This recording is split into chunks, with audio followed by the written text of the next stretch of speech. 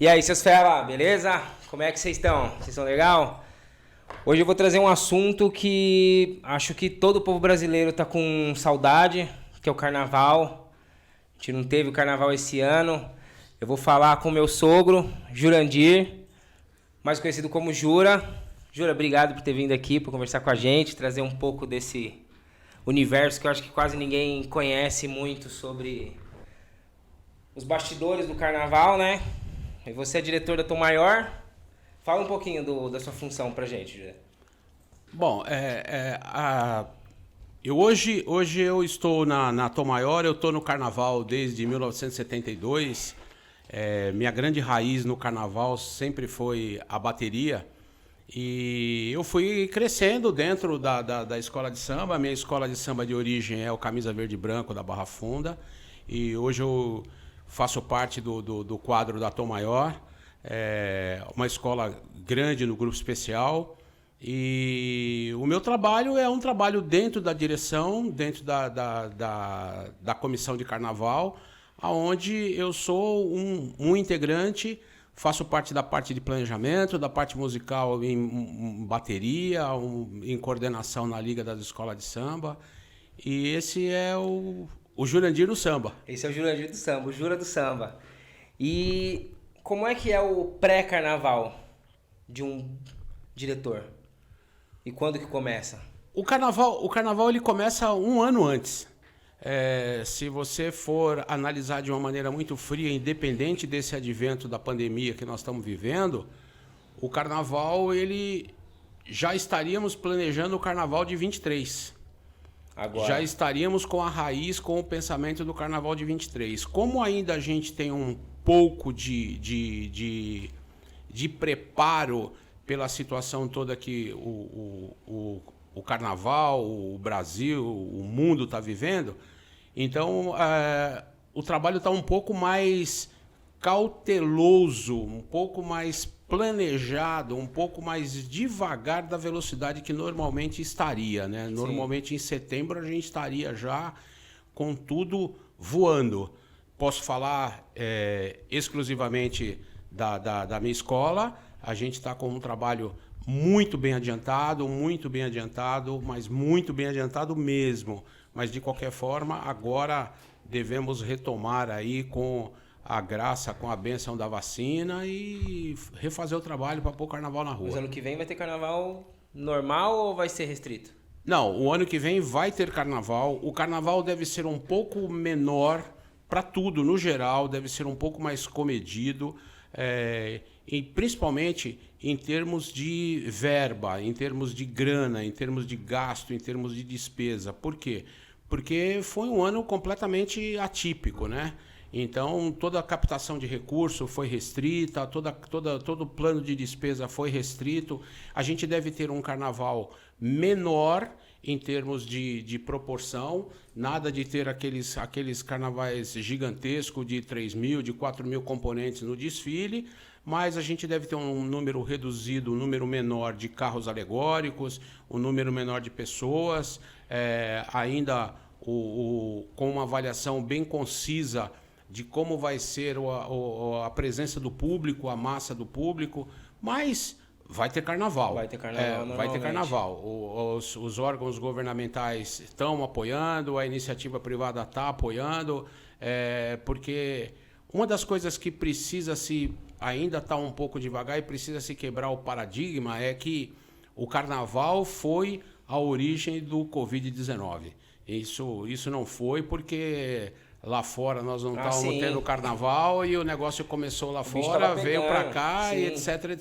Então foi o carnaval tomou essa tinta aí, pagou esse preço. Pagou o pato porque foi o último evento grande, né? Exatamente, mas efetivamente não foi. Se tivesse acontecido em julho, eu ia falar que foi o São João de Campina Grande, da Paraíba, que pegou. Que fez o Covid-19 espalhar no Brasil. Exatamente. E como é que o carnaval surgiu na sua vida, Jura? O carnaval surgiu do meu bairro, né? Então eu sou da Barra Funda e o Camisa Verde e Branco, uma escola tradicional do Carnaval de São Paulo, com origem na Barra Funda. Aí eu comecei em 1972, junto com a molecada, eu tinha 12 anos, comecei na bateria mirim do Camisa Verde. E a minha família toda efetivamente entrou no samba. Minha mãe fez parte do grupo da Ala das Baianas, meu irmão começou em bateria, meu irmão foi diretor de barracão, meu irmão... Que legal. E aí a família inteira pegou no samba. E a família veio passando de gerações para gerações. Hoje a minha filha é destaque dentro da escola de samba, faz parte do carnaval, e a família toda abraçou porque o carnaval é um negócio meio enraizado. Então eu comecei em 72 no Camisa, e no Camisa eu fui ficando em bateria, passei a fazer um trabalho de organização de bateria, de planejamento de bateria, de direção de bateria. E aí passei para fora, fui para barracão, fui para a direção da escola, fui para a direção de carnaval. E depois de um determinado tempo, eu achei que era hora de parar. E nesse determinado momento que era hora de parar, eu recebi um convite do meu amigo Carlos Alves, que é um dos vice-presidentes da Tom Maior, diretor de bateria, mestre de bateria da Tom Maior. Ele me convidou para fazer parte, junto com a presidente, com a Luciana Silva, e eu aceitei o convite na Tom Maior, e foi uma das coisas mais gratificantes que aconteceram na minha vida, porque a acolhida que eu tive na Tom Maior, a recepção que eu tive por parte da direção, por parte dos componentes da Tom Maior, me fez me tornar um apaixonado. Então, assim, eu costumo dizer assim, que eu sou camisa verde de origem, mas hoje eu sou Tom Maior de coração.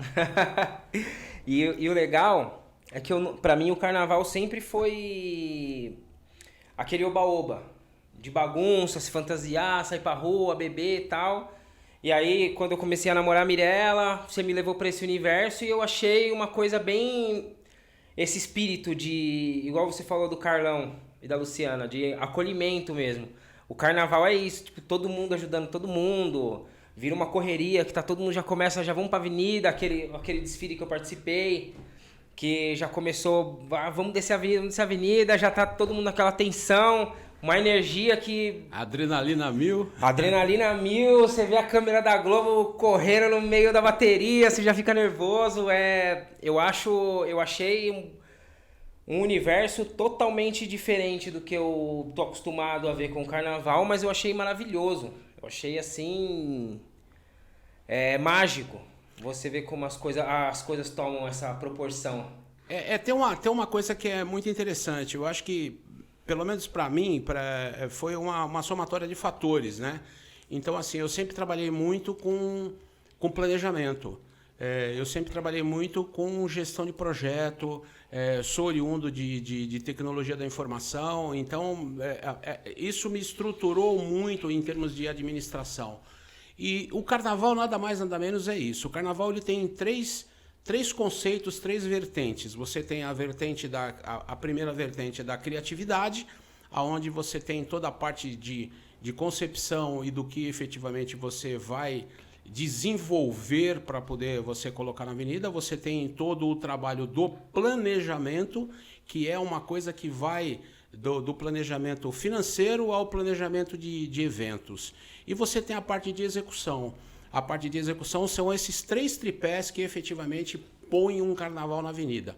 E ele começa efetivamente, voltando para a parte onde eu mais atuo, na parte do planejamento, ele começa de trás para frente. A construção dele é de trás para frente, porque você enxerga a data do carnaval, o dia do carnaval, e você faz um cronograma reverso. Você vem voltando tudo que você tem que fazer, que está planejado, para atingir o dia D. O dia D é aquele momento que você, nas vésperas, você já tem que estar com tudo efetivamente pronto, que você tem que estar com 99,99% pronto, aquele 1% é o que é a correria, é o contratempo, alguma ziquezira que dá na hora, você tem que correr atrás. E você fica na expectativa daqueles 15 minutos, que é os 15 minutos que antecede o desfile, que é quando toca a sirene. Toca a sirene de 15, toca a sirene de 10, toca a sirene de 5 e aí já era. Já começa... Aí, abriu o portão, aí a sorte está lançada. Abre o portão, é uma coisa assim... Exatamente. Indescritível. E ainda, igual você falou, né? Você leva para a família. E eu vejo, tipo, como a Mirella é apaixonada pelo carnaval, a dona Edna, é uma coisa assim que dá pra ver que A Mirella respira carnaval. A Mirella, ela vibra quando chega nessa data, quando a gente foi desfilar. E como é que foi pro pai ver a filhota primeira vez? Já assim, a Mirella ela já tem um currículo vamos dizer assim, dentro do carnaval, né? Ela começou fazendo ela entrou já, como ela é oriunda da dança, ela tem a dança no currículo, samba bem, tem um pouco do sangue o sangue do samba, e é o que eu costumo falar, né? Tem o SS, né? Então, a única coisa que você tira do resultado depois do SS, você acrescenta mais um S, porque é o sangue, samba e suor. E depois, quando você acaba, você está realmente suado, você está cansado.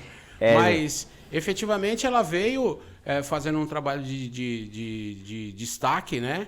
Destaque de chão, veio sambando na frente de uma alegoria e fez isso por algumas etapas. Depois ela foi para a alegoria, foi para o carro alegórico e ela vem nesse trabalho. É sempre emocionante, eu fico na expectativa mesmo no meio da avenida, no momento que a escola para na metade, que a bateria para, que eu estou naquele trecho ali, eu ainda espero ela passar no carro, ainda ganho um beijo, mando um beijo, faz parte do ritual. Faz aquela mágica acontecer. Aquela mágica do tô te vendo, tá bonita, tô gostando. Dá o joia, fala, nossa, é a filhota. Filhota já tá no... É uma coisa assim que apresentado para mim foi totalmente diferente, mas gratificante de ver acontecer, porque às vezes que a gente foi no barracão, tava tudo no esqueleto, aí tinha um parentinho que tá desenhando, faz os desenhos, né, dos carros. Faz as esculturas. As esculturas. Isso. Toda a parte de croquis, toda a parte de desenho é um trabalho muito forte, muito importante de concepção do carnavalesco. O nosso carnavalesco, o Flávio Campelo, que aliás estou mandando aqui um abraço para ele, ele é um carnavalesco campeão, um carnavalesco de ponta, e aí ele tem todo um trabalho de fazer desde os croquis de alegoria aos croquis de fantasia, de todas as alas. Cada ala tem um tipo, tem ala que tem até 2 ou 3 fantasias para poder compor essa ala. E é uma pessoa só que é responsável por tudo?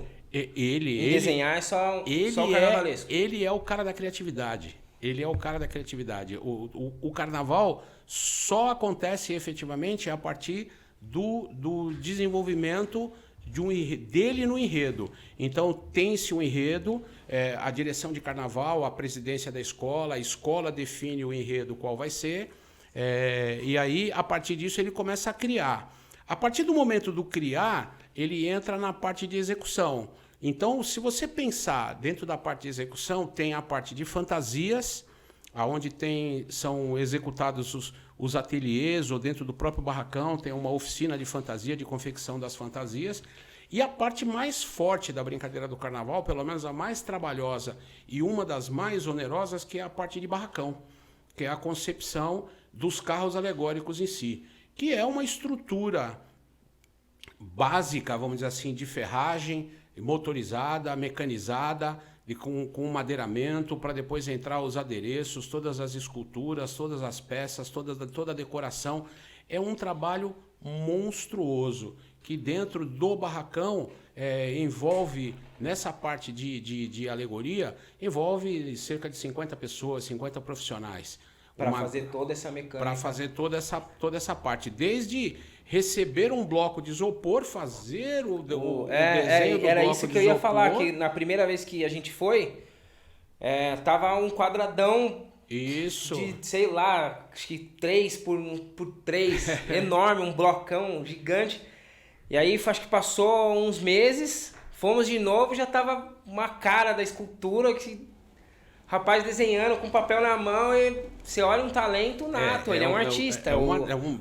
Todos eles. Ele é um artista, todos eles são artistas, né? Vamos dizer assim, hoje a mão de obra do carnaval, não só de São Paulo, do Rio, de uma série de locais onde tem o carnaval, tá dentro da capacidade intelectual e criativa desse pessoal de Parintins, né? A cidade de Parintins é um celeiro de artistas, né? Tanto é que eles têm o carnaval deles também nessa mesma concepção. Então, praticamente o trabalho vira para os dois lados. Uma hora é o carnaval lá de Parintins, outra hora é o carnaval daqui de baixo, né? Vamos dizer assim, São Paulo, Rio. O forte, o carnaval do Rio Grande do Sul também está se tornando um carnaval muito forte. E o trabalho do barracão em si, ele tem dentro do barracão não somente a parte de alegorias, tem dentro do barracão o ateliê, o hangar de fantasias. Tem as oficinas, tem costura, tem corte, tem decoração, tem montagem, tem tudo isso que vai fazendo durante todo o processo, vai estocando, vai guardando. Depois tem o trabalho que é feito pela direção de harmonia, onde cada segmento tem uma responsabilidade. O diretor de harmonia, ele tem um grupo de diretores, o diretor-geral de harmonia, aqui mandando um abraço também para o meu amigo Ives, que é o diretor-geral de harmonia, para não esquecer de ninguém, toda a comissão de carnaval, para o meu amigo Judson, que é o nosso diretor de carnaval, e assim por diante eles vão criando segmentos. Então tem os chefes de ala. Então eu tenho a ala 1, que tem um determinado nome, eu tenho a Tom de Boa, tem a Toa, e assim por diante, e tem o seu líder. Esse líder, ele arregimenta as pessoas que querem sair, que vão sair naquela ala. Então ele que é responsável por grade de medida, de tamanho, controle de presença, assiduidade em cima do ensaio, aprendizado do canto, evolução, coordenação de dança quando a ala é coreografada. Sim. E assim por diante. Então, quer dizer, o trabalho do planejar é um negócio que, na minha opinião, depois da concepção do carnavalesco em criar, é o trabalho mais importante que tem, até chegar na avenida. Porque depois que chegou no dia D, que tocou a sirene dos 15 minutos, não tem volta. Já era. Não tem volta. Pisou na avenida e acabou. Abriu o portão, você pisou na linha amarela, o cronômetro disparou. É um ano por uma hora ali. É um ano por uma hora. Subindo, e Deus acompanha. O trabalho ele tem que ser... Por isso que ele tem que ser muito preciso, por isso que ele tem que ser muito planejado. O trabalho que você imagina de você levar para a avenida uma escola, ele é tão importante porque ele começa com uma somatória de fatores. O planejamento da bateria, o planejamento da harmonia, o planejamento da alegoria, o planejamento dos casais de mestre-sala e porta-bandeira, o planejamento da comissão de frente, porque tudo isso é quesito. É um universo que... que ninguém imagina, né? Porque eu já assisti o desfile no AMB. A gente só vê já acontecendo, né? O dia D. Quem tá de fora só vê o dia D mesmo, passando aquele uma hora de subir a avenida, só que é uma coisa que por trás é uma junção de fatores. Sem dúvida. E o carnaval ele cresceu tanto em termos de competitividade, de complexidade e em termos de criatividade. A riqueza do carnaval hoje está tamanha que a competição é muito séria. Hoje você perde o carnaval por 1/10. 1/10 de nota, você perdeu o carnaval. Ano passado foi por 1/10. Exatamente. Então é o tipo da coisa assim que hoje você precisa fazer, planejar, executar, testar e testar.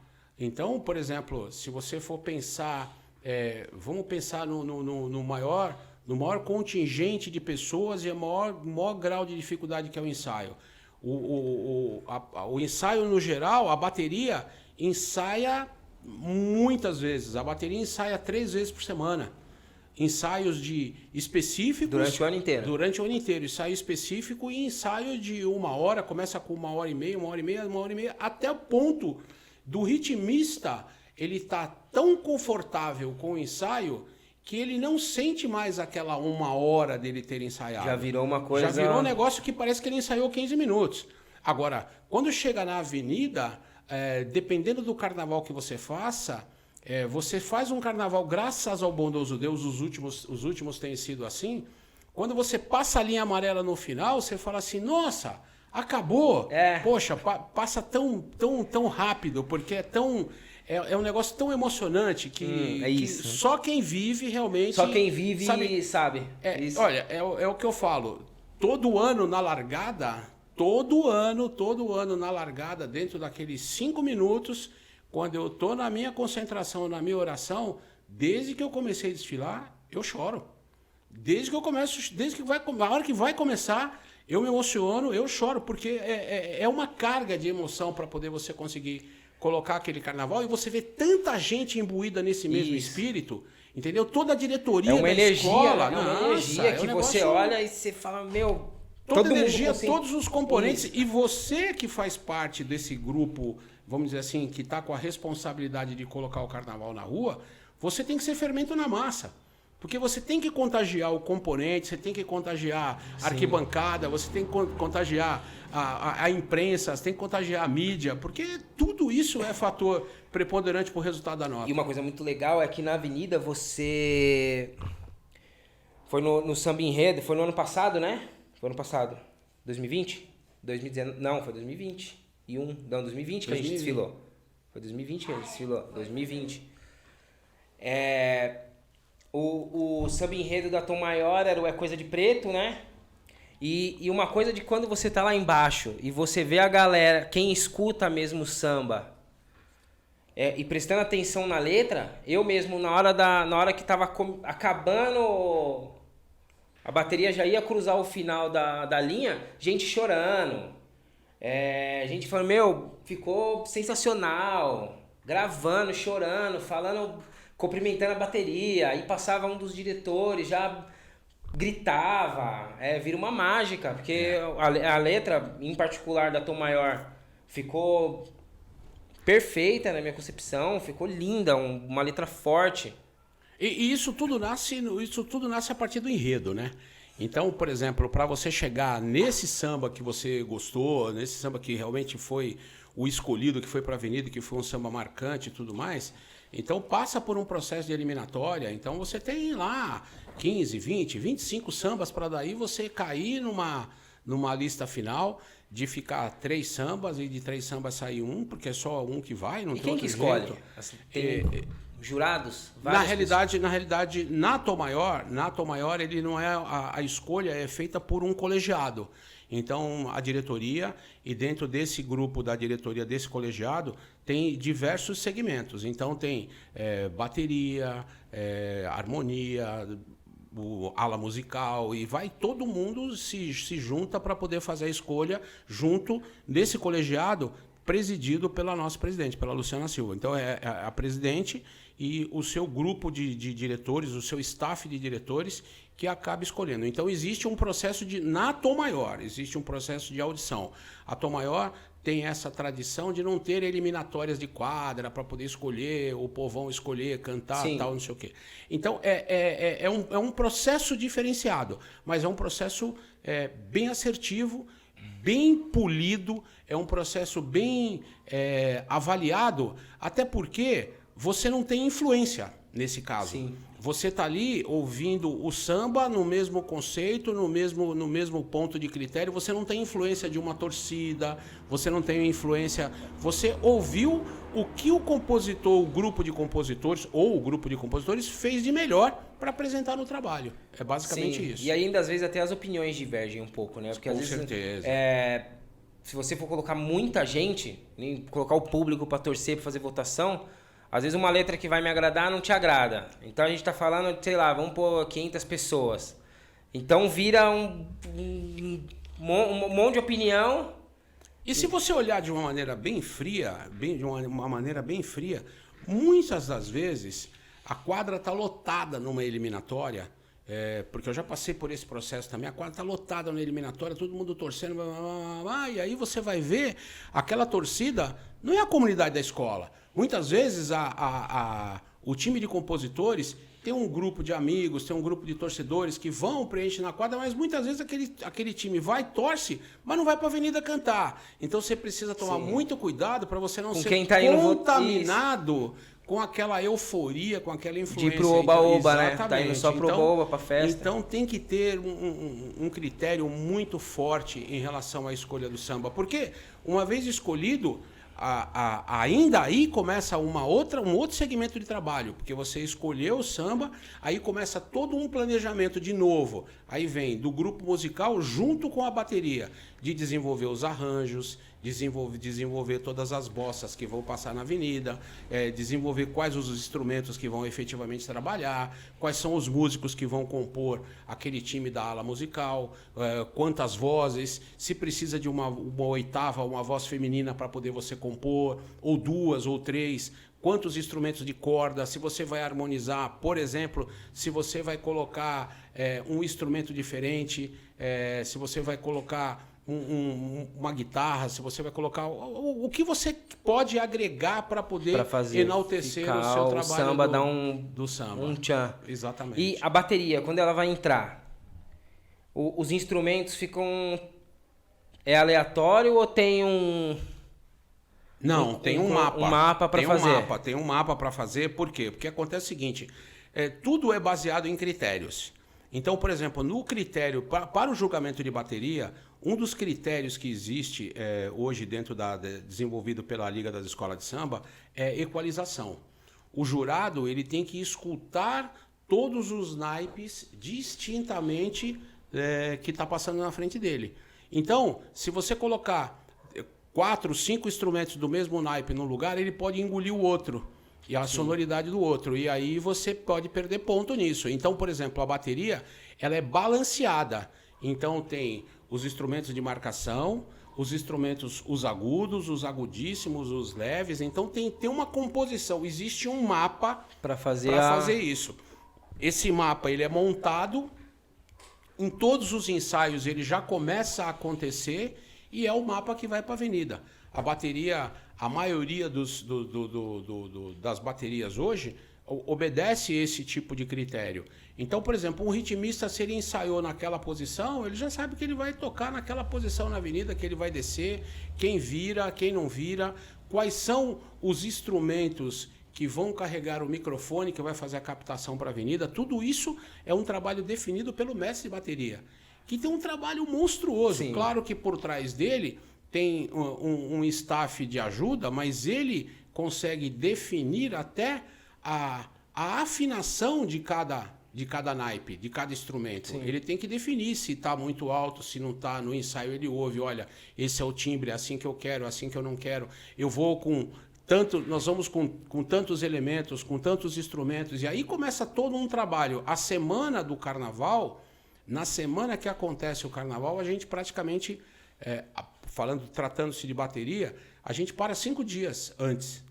Então, nesses 5 dias é feito toda uma revisão em todos os instrumentos, é tudo desmontado e montado de novo, é feita a distribuição das fantasias. Nossa, que trabalho! Entregue todas as fantasias da bateria, se tem que fazer algum ajuste, algum arranjo, porque deu alguma distorção, desde que tirou a medida e foi para a confecção, o camarada engordou, emagreceu e aí por diante.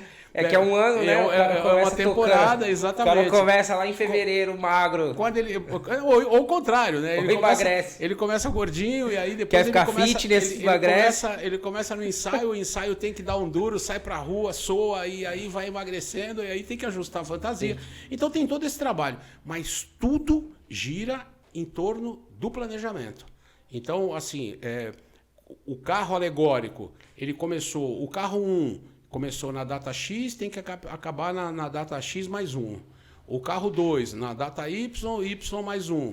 E assim por diante, você tem que fazer tudo isso. Muitas vezes, isso depende da logística de cada escola. Então, eu posso construir o carro menor para o maior. Eu posso construir do maior para o menor. Eu posso construir o mais complexo para o mais simples. E assim por diante. Isso é uma estratégia de cada um. Mas, no geral, tudo gira. Todo santo dia tem uma verificação. Todo santo dia tem uma checagem.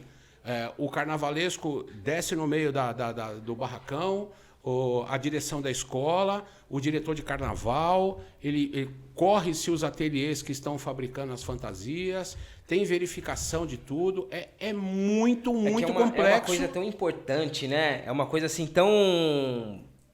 que a comunidade inteira, a composição inteira abraça, que você tem que fazer, literalmente ser perfeito, tem que fazer a coisa acontecer assim, redondo, né? No dito popular. Tem que fazer tudo acontecer fluindo igual várias engrenagens. Exatamente. E a coisa vai descendo naturalmente. Exatamente. A gente costuma falar de uma maneira, quando fala nessa parte da organização, a gente costuma falar que o planejamento ele acaba sendo a raiz de tudo, né? E eu costumo dizer que nós temos que funcionar como um formigueiro organizado. O formigueiro é a coisa mais organizada que você possa imaginar, porque todo mundo gira no mesmo objetivo. Então, existe um desdobramento de diretrizes que começa pela presidente, né? A presidência tem uma meta, tem um objetivo. Qual que é o objetivo da presidente? Colocar o carnaval na rua.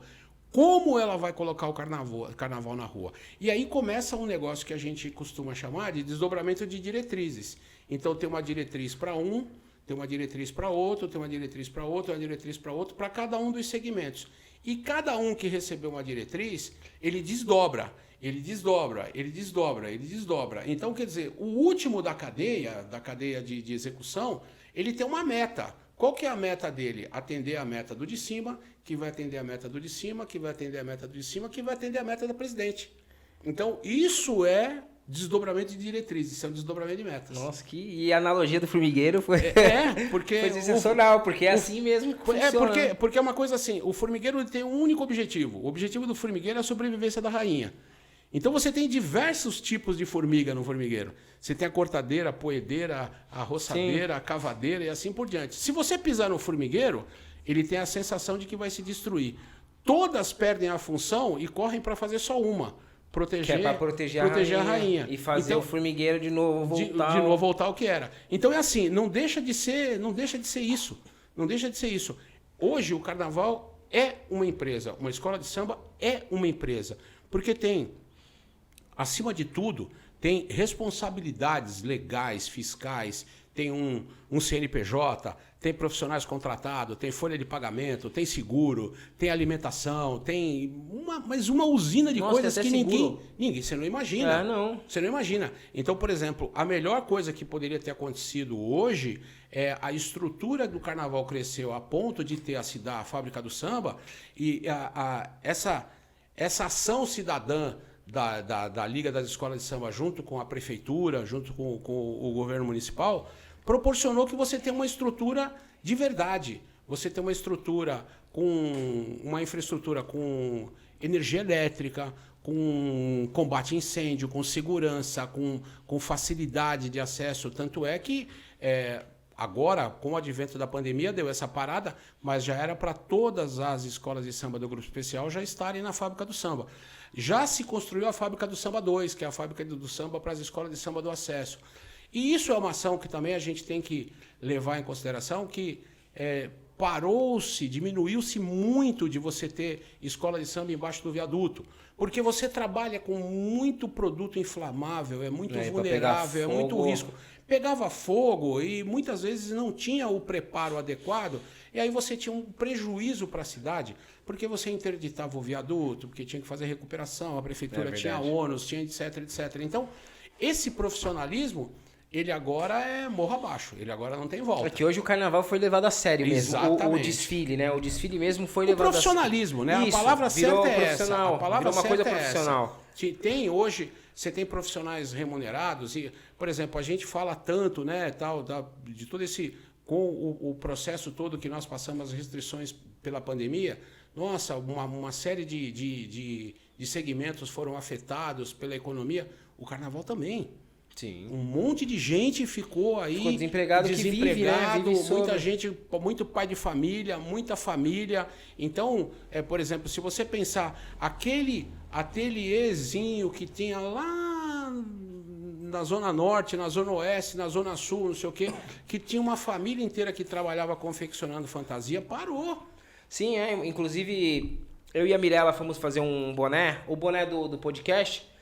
E foi com uma... Como é que é o nome da mulher, amor? Rose. A Rose. E ela fazia... É uma fornecedora de produtos para o carnaval. Isso. E aí a Mirella comentou, né, tudo. Falou assim, meu pai é o Jurandir, ela te conheceu. E aí ela falou, né, ela falou assim, nossa, não ter o carnaval influenciou diretamente no meu orçamento. Porque ela falava assim, o carnaval dava um boom... para eu segurar um pouco o tranco, caso junho, julho seja fraco, e ela conseguia segurar um pouco do dinheiro do carnaval. E ela mesma falou, Olha, me afetou totalmente. Se você analisar pelo segmento de negócio, pelo segmento econômico, o carnaval, essa parada, vou falar exclusivamente do segmento de carnaval. É claro que afetou todos os outros setores, mas pegou da indústria metalúrgica que produz os ferros, os canos, etc. Para montar o carro para montar o alegórico. carnaval, ao pequeno produtor no ateliê que cola pluma numa fantasia. Sim. Então pegou todo mundo, serralheiro, marceneiro, soldador, as indústrias que confeccionam material, por exemplo, solda, produz madeira, que produz... Nossa, é uma reação em cadeia que a gente não para nem para que pensar. produz carpete, que produz tecido. Os importadores, porque muitos dos materiais são importados, da cola ao verniz, do glitter, à purpurina, e vai por aí afora. Tem uma série de coisas que foram efetivamente E tudo isso é afetadas. importado. A maioria do material é importado. Uma grande parte do material é importada. Que sai mais barato trazer de fora do que... Até porque eles têm volume, né? Então, Sim. por exemplo, hoje você tem muita coisa produzida no mercado nacional de muitíssima qualidade. Sim. Mas precisou acontecer isso, precisou estar vindo de o fora governo, para o eu acho que mercado. mais o governo dá aquela... Um incentivo. Olhar. Fala assim, pô, estão importando muito, vamos dar incentivo para você fazer aqui dentro. E outra, né? E outra, como eu falei, o trabalho ele é tão efetivamente profissional que toda escola de samba tem ou o seu comprador, ou o seu almoxarife, ou você tem um departamento de compras. Você tem um departamento de compras onde ele faz a contratação de tudo. Locação de máquina, locação de guindaste, compra cola, compra eletrodo para solda, compra tecido, compra tudo que você possa imaginar. Compra lantejola. E aí, tudo isso é pesquisado. Tudo isso é pesquisado. Redução de custos, né? Porque tem um grupo de fornecedores, né? Não é um segmento assim que seja tão aberto no mercado de fornecimento de materiais, mas você tem diferença de preço. Sim. Você tem diferença de material, você tem diferença de qualidade, você tem diferença de necessidade. Você, por exemplo, você idealiza numa fantasia que você vai colocar um tecido dourado e você encontra um tecido dourado escamado que fica com um efeito mais bonito na avenida, melhor e muitas vezes até mais barato, entendeu? Então vai para isso. Embora hoje tenha um segmento aí de escolas que estão se cotizando através de empresas e conseguindo importar diretamente, compra em lote, 4, 5 escolas, 3, 4 escolas, compra em lote e importa, fica mais barato, etc. Sai mais barato porque vem o container mais inteiro, barato, né? Exatamente. Nossa, exatamente. É uma coisa assim, Não, é um universo é gigante, né? É fora do comum, é fora do comum. gigante. Eu acho assim, que quando você fala de carnaval, todo mundo imagina o Sambódromo, o Polo Cultural Grande Isso. Otelo, todo mundo esperando aquela sequência de 1 hora de cada escola. Só que só quem vive sabe, né? Sabe. Quem tá ali na linha de frente mesmo, vendo a coisa acontecer, mas é uma coisa, eu acho que é bem aquele sentimento, assim, de você olhar e falar, meu, é isso. Não tenha dúvida. É Não tenha isso, dúvida. e eu acho que muitas vezes a própria escola de samba salva vidas. O movimento social. Isso. O movimento social por trás de uma escola de samba é um negócio que é muito forte. De uma maneira muito pessoal, eu ainda acho que ele é pequeno. Pequeno não em termos de ação, pequeno em termos de divulgação, em termos de proporção. Ele poderia arregimentar muito mais, captar muito mais recursos nesse sentido. Embora tenha todo um esforço da Liga das Escolas de Samba, das próprias escolas de samba, das diretorias das escolas de samba, mas eu acho que o carnaval ele pode ser um segmento muito maior. Por exemplo, na minha opinião, eu acho que o carnaval, o nome já diz, escola de samba.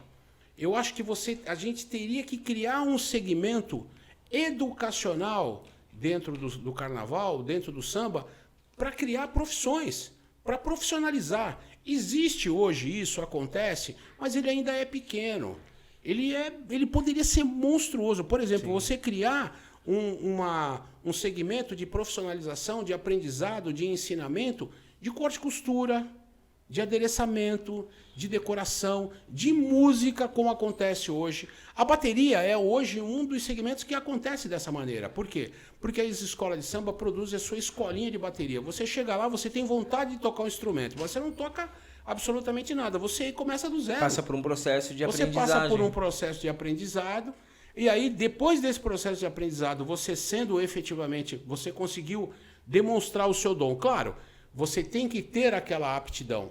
Se você não tem aquela aptidão naquele instrumento, opa, olha, esse instrumento aqui não deu para você, você topa voltar o ano que vem, vamos tentar outro instrumento, vamos. Mas as pessoas acabam indo, e você, até que a pessoa se encontre e vai para a avenida e passa a desfilar. E faz, entendeu? Olha aqui, e eu acho que é uma ideia sensacional, porque vai fazer uma criança, por exemplo. Profissionaliza. Se profissionaliza, ela vai saber alguma coisa. Às vezes, sei lá, um curso de cabeleireiro. Desenvolve, né? Porque ela vai querer sair da rua e, infelizmente, muitas das vezes eles vão acabar indo por um caminho errado, vindo da periferia, né? Vem da periferia, começa a ir por um caminho errado. Até quem tem um bom poder aquisitivo também é mais uma questão de caráter também, né? Ir fazer cagada na vida. E muitas das vezes essa criança ou esse adolescente nem quer ir para esse oportunidade. Mas aí não tem uma oportunidade. Ele não tem oportunidade. Muitas vezes ele tá num meio que efetivamente não prossegue dessa maneira. Nós tivemos uma experiência que durou alguns anos. Eu tive essa experiência de participar da montagem e da elaboração de uma escolinha de bateria no Camisa Verde, que começou com uma bateria que era uma bateria mirim. Exatamente por já ter tido esse histórico no Camisa Verde, de ter tido uma bateria mirim, que era fazer uma formação, e da bateria mirim ia para a bateria principal. Então, todo domingo tinha esse ensaio de bateria, e todo domingo acabava o ensaio de bateria, tinha um almoço. Então, as mães da escola, as pessoas da comunidade, se cotizavam, juntavam na cozinha e fazia um almoço para essas crianças que estavam na escolinha. O mais interessante de tudo não era as crianças chegarem naquele domingo e participar de uma macarronada, de um feijão gordo, de um arroz diferente e tal. Mas o mais legal de tudo é que as crianças iam para fazer a sua escolinha e começaram a levar os irmãozinhos. Levava os irmãos menores, levava um outro que não gostava, mas levava os irmãos. Você sabe por quê? Por causa da refeição. Isso. Por causa do almoço do domingo. Então, quer dizer, uma ação social que a gente captou isso de uma maneira indireta, mas verdadeira. Estava ali para todo mundo ver, acontecia e começamos a ter... E isso trouxe um movimento muito maior, nós começamos a receber doações de alimentos, começamos a receber doação de 3, 4 botijões de gás que ajudava a manter a comida, né? As pessoas irem lá ajudar a fazer. Olha, tem muita gente ali em cima do fogão, então deixa que eu vou fazer o suco. Deixa que eu vou lavar a salada. E é isso enquanto a gente estava cuidando da molecada. Cuidando da molecada para fazer elas... E isso para mim foi uma coisa muito gratificante. Para mim, de uma maneira muito pessoal, porque isso aconteceu comigo. Eu não via a hora de estar tocando na bateria mirim para poder sair para fazer uma apresentação, porque tinha um lanche. E o lanche era a coisa mais simplória do mundo, mas era uma delícia. E fazia diferença, né? Era um pão com mortadela e um quissuco, que você ficava com a língua vermelha, com a língua roxa, mas era uma delícia. Quando caía na camiseta, manchava. Entendeu? E nem saía. Nem saía, você perdia a camiseta, aquele quissuco danado. Mas era uma coisa que era prazerosa, era proveitosa. E muitas das vezes, quando a gente voltava de um ensaio, de uma apresentação, de um show, a molecada já tirava a calça e já ficava de calção e de tênis e jogando bola na rua. A Barra Funda era um celeiro disso. Olha, entendeu? Então era um negócio muito bacana. Eu tenho muitas recordações disso e isso me fez me fez uma pessoa apaixonada pelo samba, pelo carnaval de uma maneira específica. Eu acho que o carnaval, ele salva muitas vidas, né? Ele traz isso, né? Ele Sim. tira a gente, tira a molecada da rua, tira a molecada de fazer coisa errada pra entrar. E ainda, porque igual você falou, poderia ser um movimento muito maior. Hoje tem muito. Hoje não dá para dizer que não tem. Não é que não tenha. Sim. Existem. Tem muitas escolas, uma à frente da outra, à frente do seu tempo, uma com a menor intensidade porque tem menos condições e tal. Mas basicamente todas têm. Todas têm um movimento social. Eu só acho que pelo contingente de pessoas que tem em torno do carnaval, esse movimento, esse resultado podia ser maior. Podia A alcançar mais gente. A colheita disso podia ser mais rica. Nossa, ser mais rica. E é uma coisa que nem eu sabia. Eu acho que ninguém que está assistindo, boa parte de quem está assistindo, nunca nem ouviu falar sobre. Para mim, a única escolinha que existia mesmo era da bateria. Não existia um movimento social por trás. Existe movimento social por trás disso. Por exemplo, tem entidades que têm, vamos dizer assim, tem um núcleo de advogados que atende a comunidade. A outra tem uma escolinha, a outra tem uma escolinha de cabeleireiro. A outra tem, mas eu digo assim, isso precisava ser fomentado de uma maneira maior. É esse o detalhe. Por exemplo, hoje, se você for pensar de uma maneira bem forte, a fábrica do samba, o hangar de alegorias, ele hoje é um núcleo profissionalizante enorme, porque você ali dentro você pode formar serralheiro, mecânico, carpinteiro, escultor, decorador. Você pode formar eletricista, você pode, sabe, uma série de pessoas que efetivamente possam a vir fazer. O carnaval hoje ele tá vivendo um momento, porque pelo carnaval ser rico em termos de despesa, ele tem que se tornar rentável. Então, por outro lado, existe um processo de reaproveitamento muito forte. Existe um processo de reciclagem muito forte. Existe um processo de você não desperdiçar nada, você só joga efetivamente aquilo que é descartável mesmo, entendeu? Então, por exemplo, no momento que passou o carnaval, que todas as alegorias recolheram para dentro dos seus barracões, passado um curto período, já começa todo o processo de desmontagem. E começa todo o processo de desmontagem separando o material para o possível reaproveitamento. Você separa escultura, você separa isopor, você separa madeira, você separa fiação. E muitos desses materiais, eles são até comercializados, que gera um caixa, um retorno para dentro da escola. Para a escola de samba. Entendeu? Então, por exemplo, você pega as escolas de samba do interior, de outros estados, que tem você veio falando sobre um determinado assunto, olha, eu tenho interesse nesse assunto, eu tenho um enredo que pode falar desse assunto. Aí eu quero comprar essa escultura. Compra. E aí vai embora. E esse dinheiro volta para o caixa exatamente para poder retroalimentar. Então, o processo da reciclagem é um processo que amadureceu, mas ele amadureceu e é verdadeiro, mas ele nasceu pela adversidade. Então, como ele nasceu pela necessidade, ele é uma coisa que está dando muito certo, entendeu? Então, uma coisa está dando muito certo. Por isso que eu acho que a gente precisa olhar a necessidade do aspecto social, porque também ele pode dar um retorno muito maior. Sim, muito totalmente. Maior. Então, e todo mundo se une, né? Exatamente. O engraçado é que todo mundo se ajuda muito. Igual quando nos ensaios técnicos que a gente ia, tipo, a gente via o pessoal das outras escolas indo lá, no nosso caso, ia lá no caminhão da Tom, olhava e falava assim, ô Jura, ou ia cumprimentar outra pessoa. Todo mundo vive em prol do mesmo segmento, independente da escola de samba, todo mundo tá ali, tipo, sempre... Por isso que no samba já tem uma denominação que chama as escolas de samba tratam uma outra como co-irmã. Então, efetivamente, tem esse trabalho, a possibilidade de se ajudar. Até a linha amarela. Entrou na linha amarela, meu irmão, cada esquece. Um por si, aí é cada a escola que vai. E ali o jogo é jogado e quem pode mais chora menos. Mas no por exemplo, existe um trabalho muito forte, que é necessário no carnaval hoje, que é desenvolvido pela Liga das Escolas de Sambas, que tem coordenação. Então, cada escola de samba elege um coordenador. E esse coordenador ele trabalha na Liga das Escolas de Samba no dia do carnaval, salvo no horário dele, no horário que ele está desfilando e tal. Então, todo mundo trabalha por todo mundo.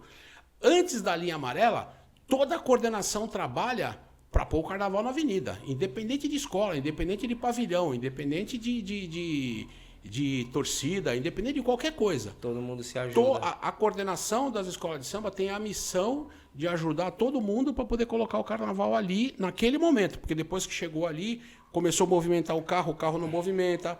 Ajuda você a colocar os destaques em cima, junto com a equipe de produção, os destaques em cima das alegorias. Tem todo um trabalho, né, por trás disso. Mas é um trabalho árduo, né? Muito árduo, muito árduo. O trabalho de coordenar os ensaios técnicos que começam a acontecer muito antecipadamente. E o ensaio técnico movimenta um mundaréu de gente para poder assistir, para poder ir. Tem gente que gosta de assistir, né? Quer ver. Você precisa montar uma grade, tem toda uma logística para poder chegar o transporte, chegar o caminhão, chegar os instrumentos, chegar não sei o quê. É extremamente complexo. É um mundo lindo. É um mundo assim. Eu sou apaixonado. Você vê a mágica acontecer, ainda mais você consegue. E a união faz uma coisa tão sensacional que na hora que. E é o termo que você usou sobre o formigueiro mesmo. Na hora que pisa alguém no formigueiro, vira todo mundo em prol para proteger a rainha. E fazer o formigueiro voltar assim, é a mesma coisa na hora que dá uma zica com o carro, por exemplo. O carro quebrou. Na hora de entrar na avenida, já vira aquela alvoroço, já vamos levantar, vamos fazer isso acontecer, não sei o quê, tal. Às vezes, muitas das vezes, o pessoal de outra escola que viu já vai ajudar junto. Acho que foi em 2018, se eu não me engano, o WhatsApp, na época do carnaval, fez uma propaganda muito interessante de duas escolas do Rio, que elas eram rivais.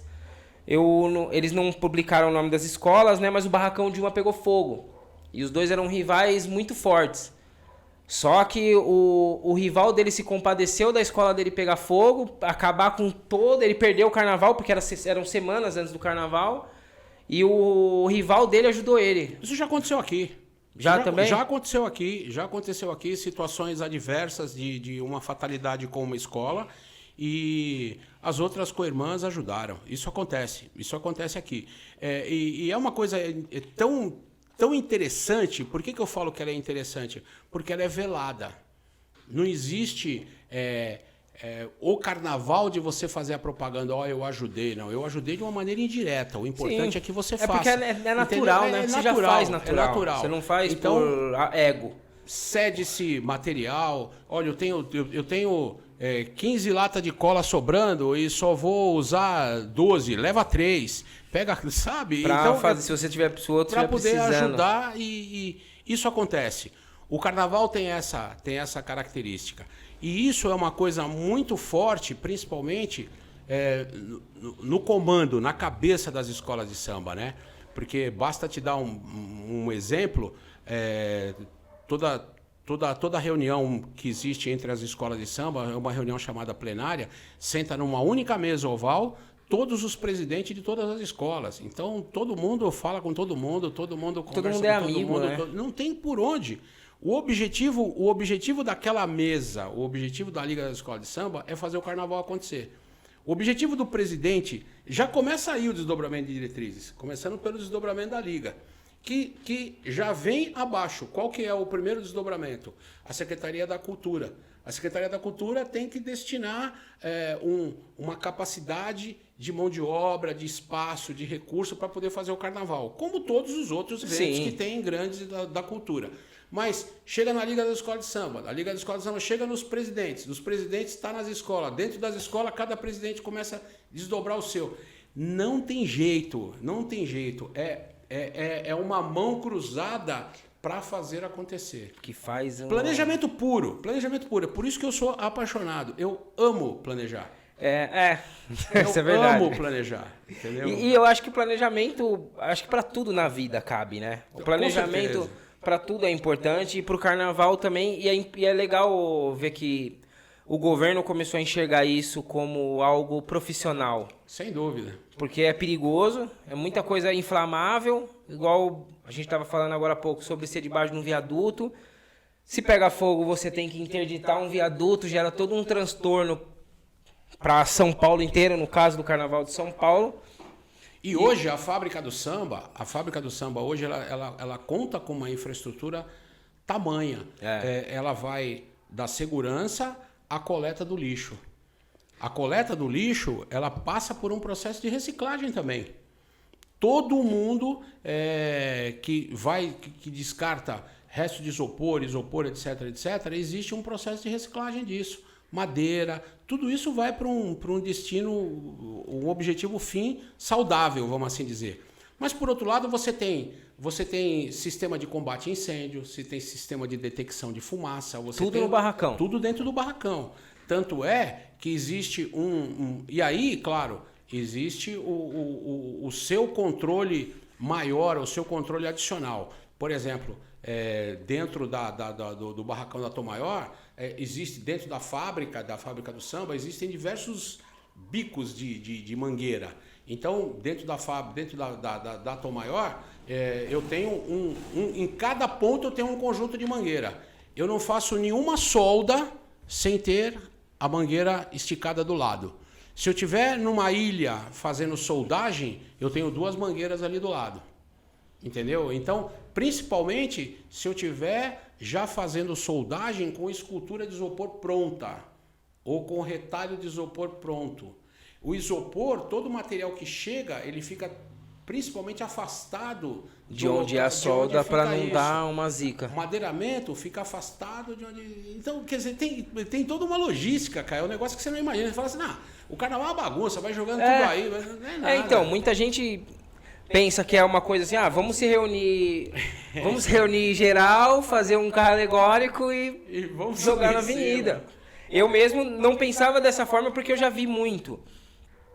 Mas eu não sabia que era que tinha todo esse processo de comando, de logística, montagem, organização, uma hierarquia gigantesca, porque vem da presidente até uma linha de comando. Se você não tiver a cabeça aqui, o presidente ou a presidenta, no nosso caso, se você não tiver essa cabeça aqui olhando o todo, não tem como. Não tem como, porque alguma coisa passa. Então, por exemplo, a gestão, ela vem como se fosse um guarda-chuva aberto. O guarda-chuva tem sua ponta aqui e as varetas. Cada vareta tá uma linha de comando. Fazendo e para não deixar dar... Exatamente. Eu acho assim surreal. E você também é da Liga, né? Sim. Eu sou um dos coordenadores da Liga das Escolas de Samba. Eu sou o coordenador designado pela Tom Maior nesse grupo que faz o carnaval acontecer. E qual que é a função da Liga no carnaval, Júlio? A função da Liga é efetivamente organizar todo o carnaval. E a gente imagina somente esse carnaval que passa na televisão, né? O carnaval das escolas de samba do grupo especial. É nada. Tem mais escola de samba. Tem o grupo de acesso, tem o acesso 1, tem o acesso 2. Então, é muita coisa. Aí a Liga tem um papel fundamental de assinar os contratos de viabilidade do carnaval, assinar o contrato com a Secretaria da Cultura, receber do AMB, da administração do AMB, o polo cultural disponibilizado, fechar a data, eventos, por trás da Liga das Escolas de Samba tem uma série de eventos do carnaval que ninguém imagina. Sim. Por exemplo, a produção do disco das escolas de samba, o lançamento do carnaval. São todos eventos que a Liga organiza que tem uma infraestrutura monstruosa. Você tem que montar palco, iluminação, montar uma logística, por exemplo. Vou dar um exemplo aqui, o lançamento do CD do carnaval. Ele acontece, é um evento que é feito na Fábrica do Samba, porque tem um espaço bastante amplo para fazer isso. Agora, você imagina a logística para você montar, que você vai trazer uma escola de samba lá do extremo sul da Zona Sul, e você vai trazer uma do extremo leste da Zona Leste, e você vai trazer uma do extremo da Zona Oeste, e você vai trazendo todas, e tem que estar no horário, e chega uma... Tem que estar o espaço vazio para outra chegar. O CD é gravado com todas as escolas? O CD é gravado com todas as escolas. Todas as escolas. E essa produção da gravação também é um trabalho monstruoso. Porque todas as escolas juntas são diversos componentes. Monta-se uma tenda, diversas, grava a sua bateria, com a sua ala musical, com o seu corpo de canto, e assim, com o seu time de canto. E é uma coisa assim, tem uma agenda, um cronograma, uma agenda, o horário, que hora começa, que hora acaba, escola X, escola Y, escola Z, escola B, tem que seguir. No dia seguinte, tal hora, no outro dia, tal hora. E esse trabalho é um trabalho que é de responsabilidade de execução e planejamento da Liga, e é um trabalho de responsabilidade de execução da coordenação. A coordenação faz esse trabalho. Então, nesse momento, trabalha todos os coordenadores. Um trabalha para o outro, independente da escola que vai gravar, você está trabalhando. Vai dar um auxílio. Não, você executa aquilo que está planejado. Nesse momento, porque a única coisa que o coordenador não pode se apegar a ter da linha amarela para cá é o pavilhão. Não é porque é fulano que eu não vou fazer. Fulano eu não vou fazer. Fulano não, vou dar. Esquece. A partir daquele momento ali, é todo mundo fazendo. Todo mundo fazendo. Meu, que mágica. E ali, a liga que promove a liga que faz o carnaval acontecer mesmo. Ela que dá o start pro carnaval do dia, O planejamento é da Liga das Escolas de Samba. Que vai na Secretaria de Cultura, faz o agendamento. Que faz o agendamento, que contrata os fornecedores. Fornecedor de som, fornecedor de cabeamento, fornecedor de infraestrutura, fornecedor de andaime, fornecedor de... tudo a Liga que organiza isso? Tudo a Liga que organiza isso. Seleciona o corpo de jurados, treina o corpo de jurados, instala o corpo de jurados, reserva o hotel para os jurados. Tem jurado que vem de fora de São Paulo, tem jurado do Brasil inteiro. Tem uma logística para poder... Independente de onde vai ser o carnaval, que nem São Paulo, vem jurado de diversos... Porque, na realidade, a Liga seleciona pelo celeiro de competência. Então, por exemplo, você traz para dentro daquele time, tem um coordenador, um maestro que é o coordenador desse time de jurados, e você vem jurado de Porto Alegre, vem jurado do Rio de Janeiro, vem jurado de todo lugar. Caramba, mano. Olha que legal, eu acho que ninguém sabia. Não, isso é no geral, né? Isso é no geral, porque você vai buscar aquela mão de obra melhor capacitada, ou melhor habilitada, ou melhor preparada para poder fazer o julgamento, né? Porque o critério de julgamento, isso é até outra coisa que faz parte da Liga. Desenvolver o critério de julgamento, todo ano é revisado o critério de julgamento, tabulação de pontos, etc, como vai ser. E aí, isso passa por uma plenária, os presidentes aprovam, todo mundo assina e aí vai pro jogo. E aí começa o game do carnaval. E a Liga, vamos supor, no dia do carnaval, eles têm que ficar fiscalizando e também orientando os componentes, ou não? Ou a Liga só tá ali só para... Não, na realidade, esse trabalho de orientação, de fiscalização, de apoio e tal, tá da linha amarela para trás. Da linha amarela para frente é só o critério de julgamento. Da linha amarela para frente, a Liga, o carnaval está na mão dos jurados. Os jurados é que vão interpretar o erro, etc. Ou a escola cometa uma infração que infrinja o regulamento, aí passa-se... A Liga tem que intervir, porque tem que se gerar uma ata que vai ser julgada para uma possível penalização, etc. Mas da linha amarela para trás, tem uma infraestrutura de maquinários, trator, guindaste, não sei o quê. Isso é responsabilidade da Liga também. A Liga que contrata. Tem uma infraestrutura de suporte, de rede elétrica, de fiação, de cabeamento, de acionar a prefeitura, de acionar a CET, de acionar, fazer poda de árvore para poder passar as alegorias. Quer dizer, tem uma usina de coisas. Então, assim... Eles são responsáveis por a vice-presidência de carnaval dentro da Liga da Escola de Samba tem uma missão... gigantesca, né? Porque ela que é o... Cabeluda, eu Isso, diria. Ela que é a base, né? Ela que começa nela. Missão cabeluda. E aí vai até o dia D, que é o dia da... Isso. Mas, por outro lado, também tem um detalhe, né?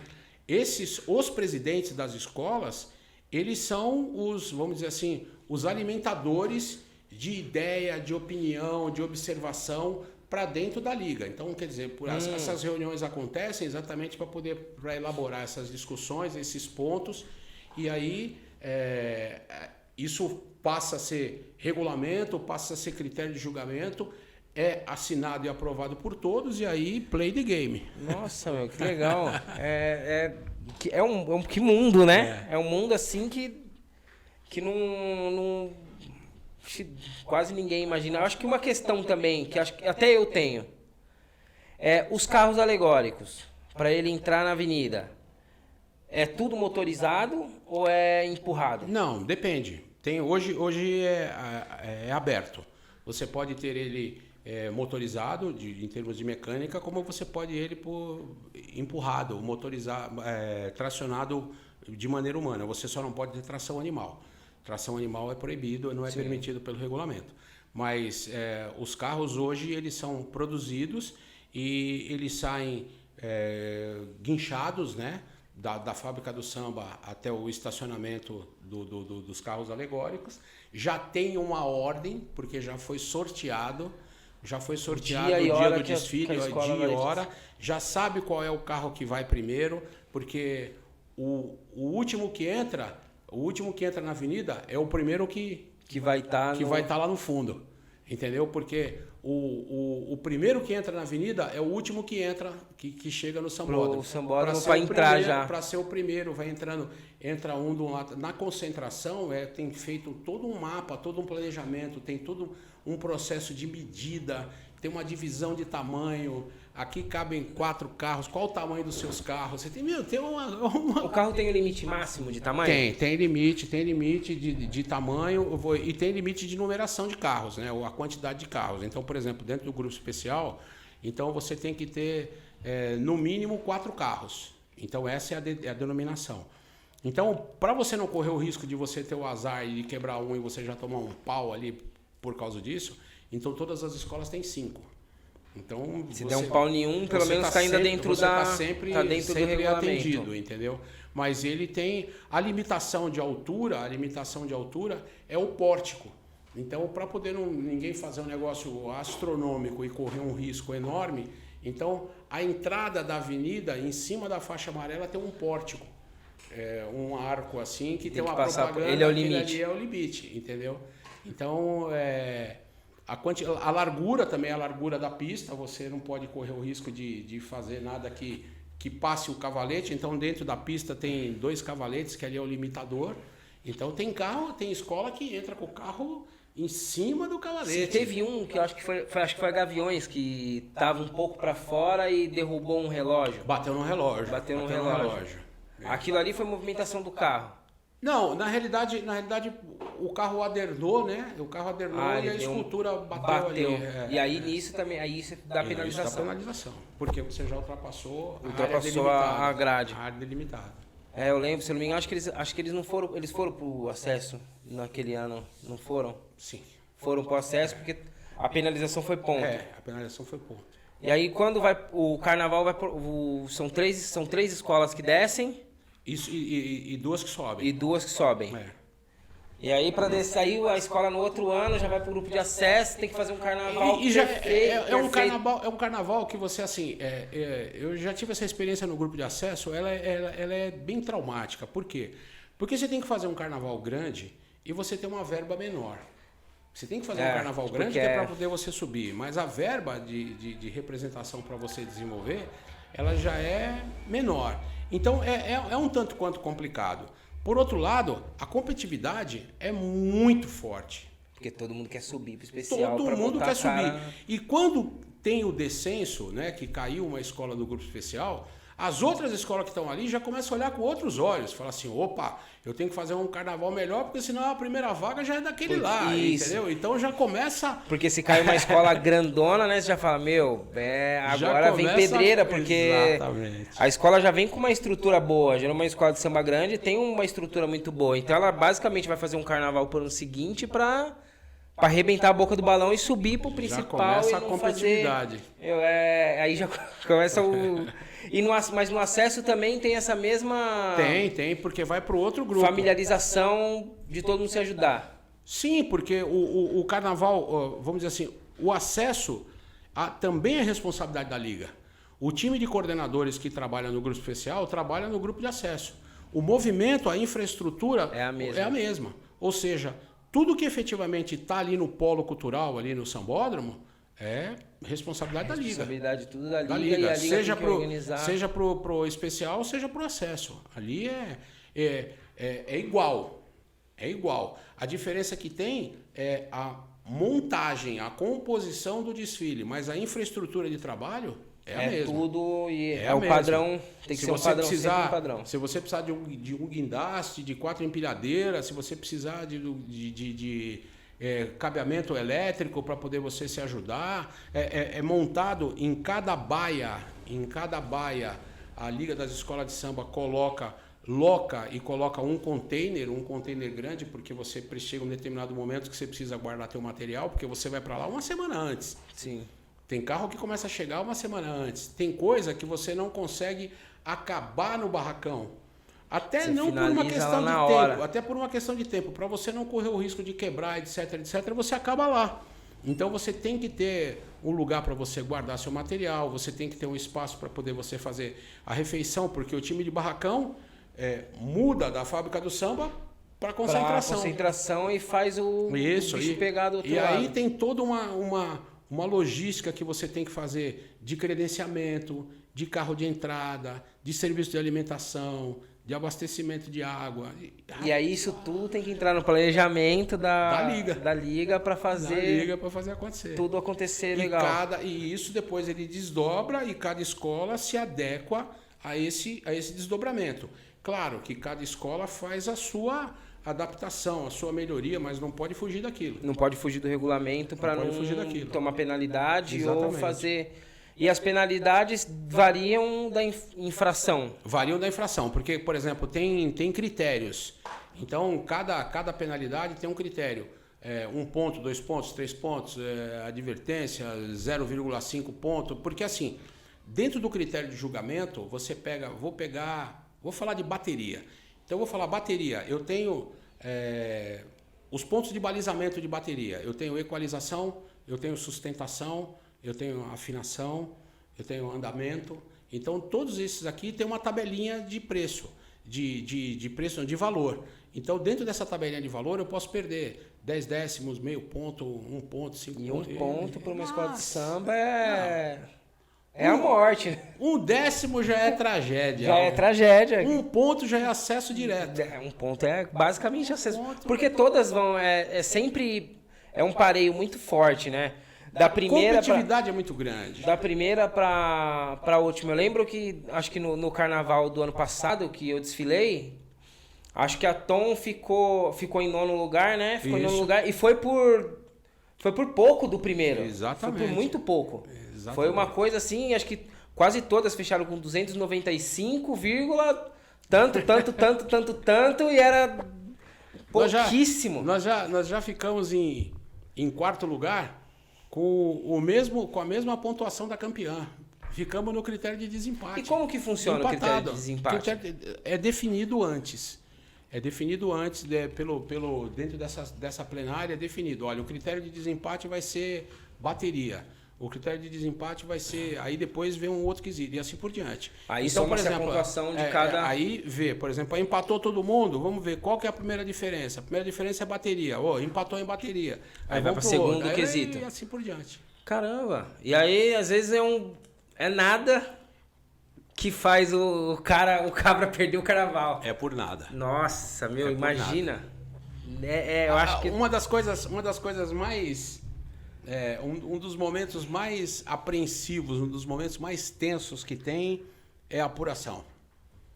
A apuração é um dos momentos mais tensos que tem, porque você faz o trabalho, você vê o seu trabalho e todo mundo acha que o trabalho que você fez foi o melhor do mundo. Sim. Todo mundo acha que o seu trabalho foi o melhor do mundo.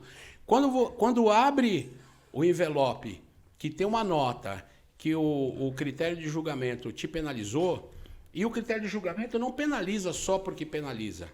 Na realidade, ele tem todo um processo de fundamentação. olha, no momento tal, na hora tal, aconteceu isso, o fulano de tal fez isso, aconteceu aquilo, aquilo outro, e está justificado e está assinado. Ele acabou de pagar, a escola acabou de passar, a nota é lacrada, vai para o envelope, vai para o malote, o malote é guardado no batalhão, lá no Tobias Aguiar. Aí No batalhão da Rota. No batalhão da Rota, ele sai no dia da apuração.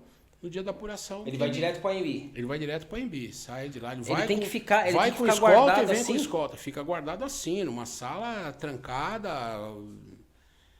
É punk. Eu sei porque eu já fiz parte do corpo de levar o malote e trazer o malote. A Mirella já contou que era a hora mais tensa que ela punk, ficava. É tensa. Que ela ficava. Aí você ia buscar nota e vinha no carro com eles, com os policiais. Você vem no malote, vem com escolta, tudo, é tudo escoltado lá também, tem todo um processo de assinatura, tem todo um processo de verificação. É um negócio que as pessoas não imaginam porque não conhecem, mas é uma coisa que eu acho que isso deveria ser plenamente divulgado para poder dar um pouco mais de informação e na credibilidade. O que acontece? Quando ele acabou de dar a nota, que ele assinou, que preencheu, que ele colocou a nota dentro do envelope, o envelope é lacrado. O envelope lacrado, ele assina, ele vai para dentro do malote. O malote é lacrado. No momento que o malote é lacrado, coloca-se um lacre no cadeado, coloca-se um cadeado, é colocado um lacre no cadeado. Esse cadeado, ele vai para dentro do malote maior, todos os cadeados de cada cabine. Aí chega lá dentro do batalhão, ele vai para uma sala, a sala é trancada com um cadeado, a chave vai para um cofre, a sala é aberta na frente de todo mundo, o malote é pego na frente de todo mundo. Caramba, que punk. E vem com escolta, tudo mais, tal, não sei o quê. Mas é um momento tenso, porque você tá ali, viatura, parando o trânsito, aquelas coisas de alta velocidade. É que aquela coisa, você nunca se sabe, né? O que pode acontecer e é bom... Mas graças a Deus, nunca aconteceu nada. Foi plenamente saudável até agora. O trânsito até agora. A Liga, ela participava... Ela começou a participar do carnaval, ela foi fundada, né? Quando o carnaval já era no AMB? Ou quando era na Avenida Tiradentes, não era antigamente? Na realidade, sim. Antes da Liga das Escolas de Samba, tinha a União das Escolas de Samba. Tinha a UESP, que ainda existe hoje e cuida de um outro segmento do carnaval. Sim. O carnaval das escolas que desfilam no bairro. Então, nos bairros, dentro da UESP, tem núcleos de carnaval. A escola que ganha dentro desses núcleos de carnaval sobe para o grupo 1. Do grupo 1 e vem pro grupo de acesso. Do grupo de acesso vem pro grupo especial. Então tem uma sequência, que nem no futebol. Série A, Série B, Série C, até chegar... E aí vai subindo. Exatamente, vai subindo. Então uma escola que desfila na rua, ela também consegue, se ela for fazer um carnaval... Chegar no grupo principal, ela pode. No Polo Grande Otelo. É mesmo? É. Nossa, não, pra mim eram determinadas escolas. Não. Assim como se você não fizer o trabalho de acordo e você sofrer descenso, você vai... Você também vai pra baixo. É. Caramba, olha aqui. Então são duas entidades que têm praticamente o mesmo objetivo, guardadas as devidas proporções, né?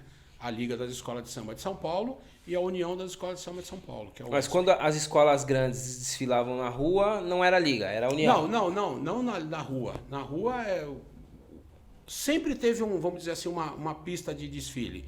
Desde do Anhangabaú, eu comecei no Anhangabaú.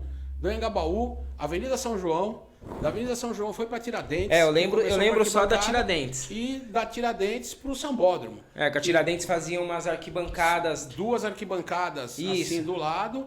E não tinha todo aquele gradil naquela parte toda. A concentração dos carros alegóricos eram ali em frente da Sabesp, naqueles espaços ali no meio das árvores.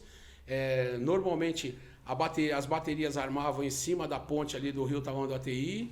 E nossa, entrando, que a gente nem imagina. Os carros iam sendo posicionados na lateral assim, aí entrava o carro tal, dependendo da montagem da escola, o carro tal, tem muita gente que nem imagina que antigamente... eu peguei a época da Tiradentes, eu não sabia que era na São João. Eu não sabia que já teve na São João. Teve no Anhangabaú. Começou no Anhangabaú. O desfile começou O no Vale do desfile começou no Anhangabaú. Vale do Anhangabaú. Mas o Vale do Anhangabaú não era... Não era desse jeito que é hoje, nem Antes a de pau. reformar agora. Não, mas era bem mais... Não tinha o túnel, não tinha nada disso. Era outra pegada. Aí depois começou o desfile na São João. Que era ali. Que era não tinha aquele... nem o minhocão, né? Porque nem podia ter. Não, começava dali, de onde tem da Duque de Caxias. Ah, lá entendeu? em cima já. O trecho era Duque de Caxias, Largo do Paissandu. E a dispersão era ali na praça no final do Correio. São João, não sabia. Eu assisti um na Tiradentes. Quando eu era muito novo, era muito novinho. Eu assisti um na Tiradentes, eu lembro. Que eu assisti na Tiradentes, aí depois da Tiradentes, se eu não me engano, acho que muito pouco tempo depois já foi pro AMB. Já foi pro AMB. E assim, o primeiro desfile no AMB foi sofrido. Porque tinha uma arquibancada pequena, assim, porque o sambódromo AMB ele foi construído de maneira modular, né? Vamos assim dizer. Então tinha uma arquibancadinha com 3 lugares, um barro, meu irmão, mas um barro, uma lama. Era de barro? Não, porque tinha sido recém-inaugurada a obra, entendeu? Então só a pista era pista mesmo. Mas o resto é tudo terrão. Nossa, do lado tinha lama, tudo quanto era lado. Até na dispersão para entrar os carros. Tinha barro. Meu, olha que perrengue. Hoje em dia a gente tem uma estrutura. Perrengue. Hoje em dia é uma estrutura, meu, totalmente... Não, invejável. Invejável. Hoje em dia é uma coisa linda de iluminação. Se você for ver bem a montagem da infraestrutura que tem hoje dentro do Carnaval de São Paulo, ela é muito bacana. Porque, por exemplo, se você olhar, você está no Rio de Janeiro, os carros alegóricos vêm para o Sambódromo do Rio de Janeiro. Muito lindo, maravilhoso, bacana e tal. A infraestrutura no entorno dá trabalho para as escolas de samba, porque o carro vem nessa lateral, não tem como o carro vir em linha reta, porque tem um viaduto ali, etc, etc. E o carro, ele tem que fazer uma entrada de 90 graus para faz uma... Então, quer dizer, você tem que planejar os carros, fazer um tamanho, depois que está alinhado, engatar, não sei o que, quer dizer, tem toda uma complexidade. São Paulo, os carros estão posicionados na lateral, já vem assim praticamente... E sai entrando, Sai entrando. No Rio tem aquela curva que acho que deve ser complicado. O terror, É o terror. Já, qualquer movimento em já falsa... pisei ali, já vi ali, sei como é que é. Você já viu? Viveu? Já vivi aquilo ali. Meu, deve ser a hora que deve dar... Nossa, deve dar até piriri. Falar, meu Deus do céu, é agora que vira. Meu, aquela curva ali, eu nunca vi como é que é o nome do Sambódromo do Rio? Sambódromo do Rio, esqueci o nome. Sapucaí, Sapucaí. A Marquês de Sapucaí, eu nunca fui, eu nunca vi a Marquês. Mas todo mundo sempre falou dessa curva. Você sabe que é uma coisa, né? Por exemplo, todo mundo fala o Sambódromo do AMB, pouca gente sabe que chama-se Polo Cultural Grande Otelo, né? Não sabia. Nome Nem eu sabia, pra mim era AMB, a vida inteira. O AMB mesmo é só o centro de exposições, ou também não? Não, na realidade o nome AMB veio por causa do próprio complexo, né? Sim. Veio por causa do próprio complexo. Do nome do bairro, do complexo de exposições e dali por diante, né? Nossa, eu não sabia que tinha outro nome pra mim. Eu sou fãzoca do Grande Otelo, minha camiseta é Grande Otelo. Aí, mas, ó. Por coincidência, eu tô com a camiseta do Grande Otelo. Nossa, não sabia que o AMB tinha outro nome. Pra mim era Sambódromo do AMB, era um sambódromo mesmo, real. Não, sambódromo porque lá no Parintins tem o boibódromo, entendeu? Boibódromo. Porque o lugar que faz o desfile do garantido e do caprichoso, o desfile do boi bumbá lá E lá é uma festa gigantesca. Também é uma festa gigantesca. Uma festa gigantesca, né? Rico demais de cultura. É um sonho da minha vida ir conhecer a festa. Nossa. A festa do boi bumbá, que todo mundo fala que é sensacional, é uma coisa assim que move... Na realidade, hoje já pode dizer que lá é o carnaval do Parintins, né? É o carnaval do Parintins. Embora tenha as duas grandes articulações ali que se degladiam, né, para disputar o campeonato, o garantido e o caprichoso, mas é um carnaval... e também a festa do boi bumbá também é... Não, o desfile acontece no sambódromo deles lá. E ainda é como se fosse o carnaval daqui. Como se fosse o carnaval daqui. Competição, tem que fazer... Tem intérprete, tem bateria, tem alegoria, tem fantasia, tem tudo igualzinho. Só que riquíssimo. Porque eles são... Lá é a nata, né, da arte, né? Eles são... É uma coisa assim, de se olhar é invejável. Eles são artistas, você olha... Nasce com o dom da coisa, de fazer de um pedacinho de papel uma escultura de 6 metros, gigantesca, que se move, vira um... E eles têm uma cultura, vamos dizer assim, eles têm um talento, eles têm um know-how muito forte, principalmente em movimento, né? Movimento de escultura. Ele tem a articulação de movimento nos carros, nas alegorias, eles têm um know-how muito forte. E eles manjam muito. E aí o carnaval para eles não acontece na mesma época que a gente. Julho. O deles é julho, que é a festa do Boi Bumbá mesmo. É na festa que acontece o... E acontece um negócio muito interessante em termos do profissional, né? Quando acaba o carnaval de São Paulo, do Rio de Janeiro, os profissionais correm tudo para lá para trabalhar, para fazer o carnaval deles. Acabar o deles. Basicamente para acabar, né? Porque lá também acaba um, já vai pro ano seguinte. Quando acaba o carnaval lá, que eles estão sem trabalho, começa o carnaval daqui. Aí eles já chegam aqui, agosto, setembro, já tá desembarcando o time aqui, já trabalhando. E botar o dia dele. E vem time, viu, cara? Vem bastante gente para todos os segmentos de escola, porque desce serralheiro, desce escultor, desce decorador, desce figurinista. Pô, vem gente. Meu, olha. E aí eles vêm e a escola de samba dá a estrutura e o... Sim. Cada escola é responsável por montar a sua infraestrutura de acolhimento deles, né? Então, por exemplo, no barracão das escolas de samba, não tem essa infraestrutura de acomodação. Não é preparado para isso. Né? O correto é que você tenha. Aí você tem... O que as escolas fazem? Tem um imóvel próximo ali no entorno, entendeu? E os parentes e lá eles acabam, saiu do horário do trabalho deles, eles vão para casa lá, tomam banho, almoça, dorme, janta e por aí afora. Almoço não, almoço é feito no barracão. Todo barracão, isso é uma outra coisa que é importante salutar. Você ter no barracão uma infraestrutura de cozinha. Sim. Então, por exemplo, suprir, né? Aí cada escola comanda a sua cozinha, faz a sua refeição, tem uma área de refeição, todo mundo almoça, descansa, volta para o trabalho. Algumas escolas, a nossa, por exemplo, acaba fazendo isso. Dependendo se o turno vai estender, o pessoal vai ficar até um pouco mais tarde, tem o processo da janta também. Quando vai embora, já vai embora jantar.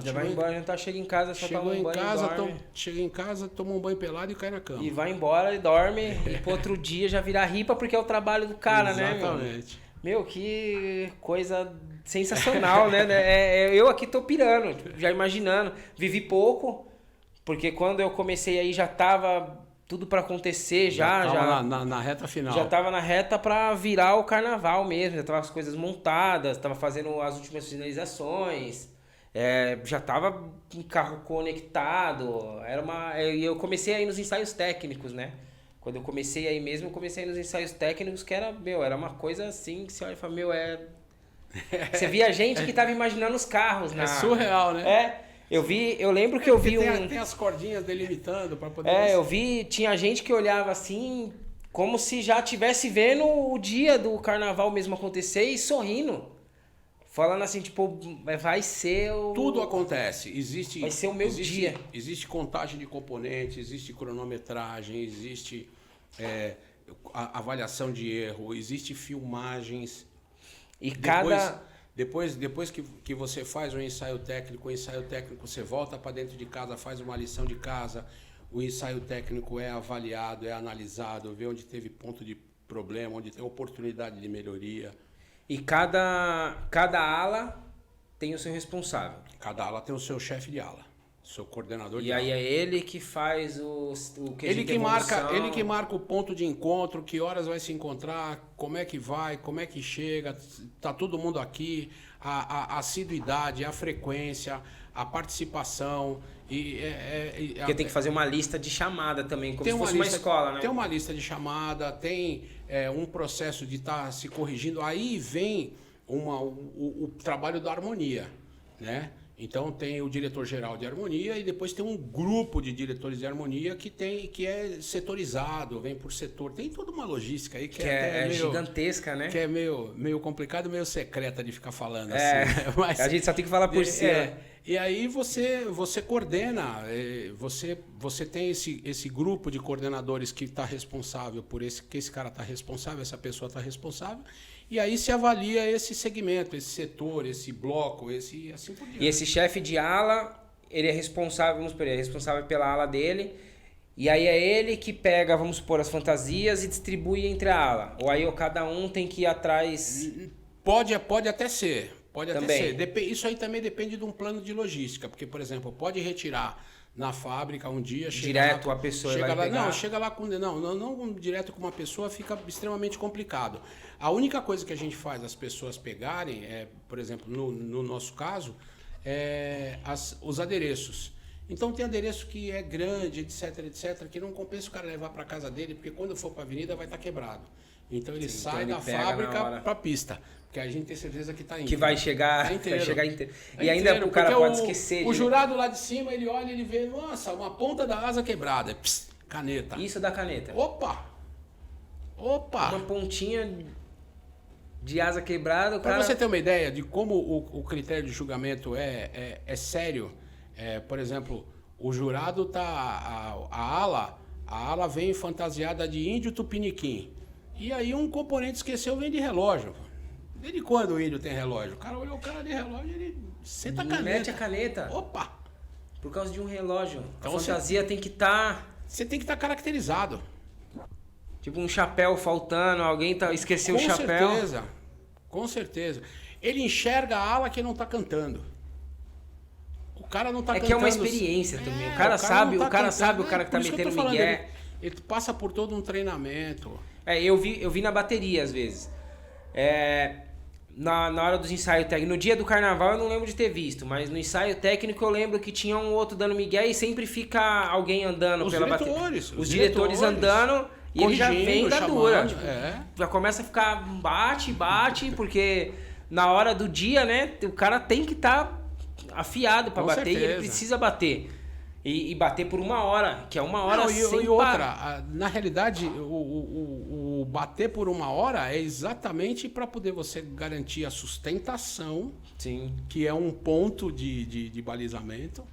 Então, por exemplo, se você de repente você está vindo num determinado andamento e aí de repente você flutua para mais ou para menos, entendeu? E o jurado enxerga. O jurado, ele tem um ouvido de...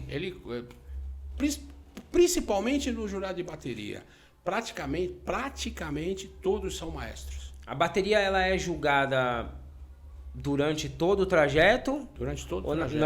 Não é só na hora que ela entra no recurso? Todos os quesitos são julgados durante todo o trajeto. Cada torre daquela tem... Um jurado para cada segmento. Entendeu? Entendi. Para mim era na hora que passou tal ala, esse jurado é disso. Nossa, seria lindo se fosse assim. Passou, tá livre. O primeiro vê um... até logo. O último pode ver um que o primeiro... Exatamente. E pega. E bicho... pega. Nossa, o cara deve ter um olho de gavião, né? É um negócio muito sério, porque, por exemplo, principalmente, já que nós estamos falando de bateria, principalmente falando de bateria, você tem o recuo da bateria. A bateria parou ali. Ela veio com uma intensidade, com um vigor até aquele ponto. Naquele ponto... Teoricamente, você faz um refresco. Ali acontece uma hidratação, você toma uma água, etc. Sim. Porque na hora que você sai, você tem que sair com o mesmo vigor. Porque o jurado de bateria está lá no final também. E aí ele tem você que entendeu? ver a bateria do mesmo jeito que você pegou a bateria, ele não julga pela caixa de som. Ele não julga pelo som ambiente. Ele julga pelo espaço visual na frente dele. Aonde ele começou a escutar... A bateria vem passando. Aqui, onde ele deixou de ouvir aqui, já não estava dentro do campo de julgamento. De ouvido dele, que aí ele Exatamente. E ele sabe até quem tá dando miguezão na... Sabe. Ele sabe mesmo no meio daquele barulho todo? Ele sabe o naipe que errou. E todo desfile, principalmente de bateria, todo desfile é gravado. E quando ele coloca lá, no minuto 37, o naipe não sei o que lá, fez o bararã, quando você vai no áudio, que você ouve a fita... E você vê mesmo e fala... Caceta. Aí, como você diz, não dá pra negar, é batom na cueca. Não dá pra negar. Entrega o ouro, meu. Batom na cueca. Quando você ouve de novo, vira, meu. E aí você perde, vai 1/10 de ponto, dependendo do ponto de balizamento, você perde. Hoje em dia, se eu não me engano, agora a bateria entrar no recuo, ela tem que fazer toda uma manobra para entrar e ela tem que entrar do mesmo jeito. Não, isso é livre. Cada escola, cada mestre define a sua maneira de entrar. A única coisa que tem de diferente nessa história toda é que a bateria tem que fazer um movimento ali que menos impacte na evolução da escola. Ou seja, ela tem que ser rápida porque não pode mostrar buraco. Ela tem que ser rápida, a escola monta uma estratégia para poder a bateria entrar e a escola já colar aqui para tampar esse buraco. E quando até isso também arranca ponto. Você perde ponto de evolução. E ali tem um jurado de evolução e ali dentro tem um jurado de bateria. Olhando os dois, olhando a bateria entrar no recuo. Olhando os dois. E também olhar. E o pior é que é engraçado, que é uma coisa tão organizada e tão sincronizada. É organizado e sincronizado, porque são diversos elementos entrando para dentro de um espaço que só cabe basicamente a bateria, né? E eles têm que entrar num sincronizamento perfeito, porque um passo em falso... E ali vê o ponto de fazer o ensaio técnico, porque você faz os ensaios de quadra, você nunca coloca um contingente daquele tamanho. Não tem como. Não dá.